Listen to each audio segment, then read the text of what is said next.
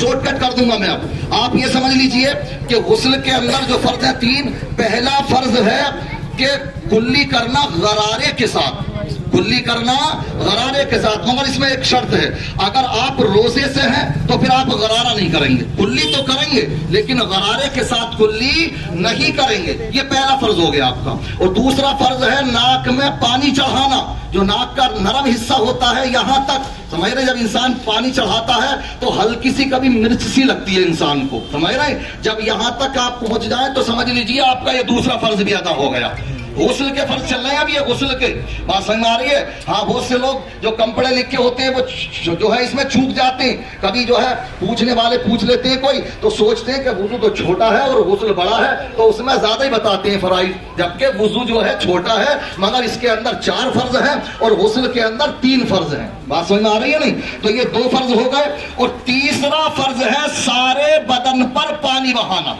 سارے بدن پر پانی بہانا یہاں تک کہ بال برابر بھی کوئی جگہ باقی نہ رہ جائے. جب آپ نے یہ تینوں فرض ادا کر لیے تو آپ کیا ہو گئے؟ پاک ہو گئے. سبحان اللہ. اور اس کا طریقہ اور بھی ہوتا ہے، کیونکہ ٹائم نہیں ہے، موٹی موٹی باتیں بتائیں گے میں نے آپ کو. حالانکہ اس میں بہت سی سنتیں بھی ہیں. جب غسل کرنے چلیں تو ناپاک اگر ہیں تو پہلے آپ اپنے اس حصے کو دھل لیجئے جو کہ ناپاک ہے. کپڑے اگر ناپاک ہیں ان کو دھل لیجئے. پھر نماز کے جیسا وضو کیجئے اور اس کے بعد میں غسل کیجئے. اگر کوئی شخص وضو کرنے سے پہلے غسل کرنے سے پہلے وضو نہ کر سکا لیکن اس نے غسل کے طریقے سے کر لیا، جو غسل کے فرائض تھے ان کو ادا کرتے ہوئے کر لیا، تو اب اس کو بعد میں وضو کرنے کی ضرورت نہیں ہے. یہ بھی بڑا مسئلہ آتا ہے ہمارے یہاں پر کہ جس نے غسل کر لیا تو اب کیا اس کے لیے وضو کرنا ضروری ہے؟ نہیں ہے کوئی ضروری اس کے اوپر. کیوں؟ اس لیے کہ جب اس کا غسل کے طریقے سے ہو گیا تو غسل ہی میں وضو بھی ہو جاتا.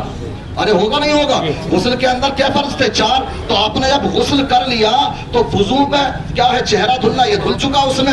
اور دوسرا فرض تھا وضو کا کیا؟ دونوں ہاتھوں کو کوہنیوں سمیت دھلنا، یہ بھی غسل میں دھل چکا. اور وضو میں تو چوتھائی سر کا مسا تھا، میرے چوتھائی سر کا صرف مسا یعنی بھیگا ہاتھ پھیرنا، اور یہاں تو تر ہو چکا معاملہ، سمجھ رہے ہیں. اور چوتھا فرض تھا دونوں پیروں کو ٹخنوں سمیت دھلنا، اور وہ بھی دھل چکے ہیں. تو جب آپ نے غسل کے طریقے سے کر لیا تو اسی میں وضو کے فرائض بھی ادا ہو جاتے ہیں. اور جب وضو کے فرائض ادا ہو جاتے ہیں تو جب غسل ہو جاتا ہے تو ساتھ ہی ساتھ وضو بھی ہو جاتا ہے.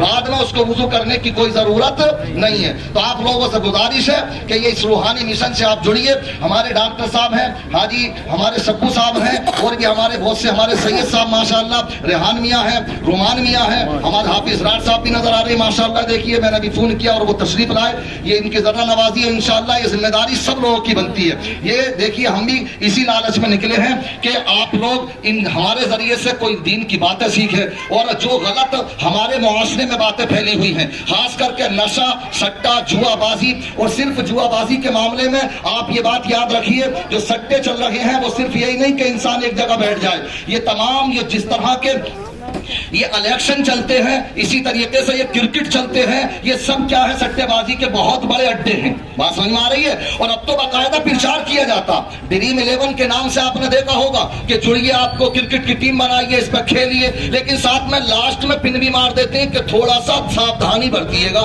اس کا مطلب یہ وہ خود بھی جانتے ہیں کہ برباد کرنے کے لیے یہ ہے. کسی اکا دکا کسی کو کیسے مل گئے، جیت گئے. تو جوئے بازی کی تو شریعت میں اجازت ہی نہیں ہے. اسی طریقے کے بہت سے سٹے بازیاں چل رہی ہیں، آپ سب پہ نظر رکھیں. بہت سے ہمارے میڈیکل ہیں تو وہاں پر بھی نشے کی دوائیاں، انجیکشن، گولیاں بیچی جاتی ہیں. تو ان سے ہم بہت پیار کے انداز میں کہنا چاہتے ہیں، ہماری پیاری بھاشا کو سمجھ لیجئے، ہماری ان پیاری باتوں کو سمجھ لیجئے، ورنہ پھر اس کے آگے ہم قانونی کارروائی بھی کریں گے. ہمارا ارادہ بھی ہو رہا ہے انشاءاللہ اپنی اس مجلس کے اندر ہم پرشاسن کو بھی ساتھ میں لے کر آئیں گے. صحیح رہے گا نہیں؟ ہاں، دونوں کی سمجھو.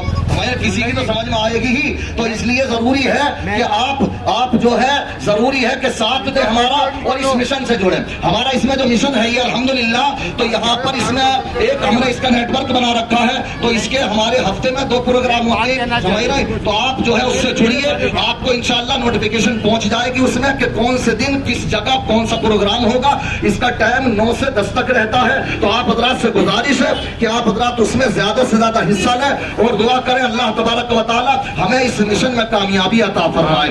اللہم صلی علی سیدنا. ہاں ماشاءاللہ ہمارا جو ہے اسی میں یہ اس میں ہستاکشر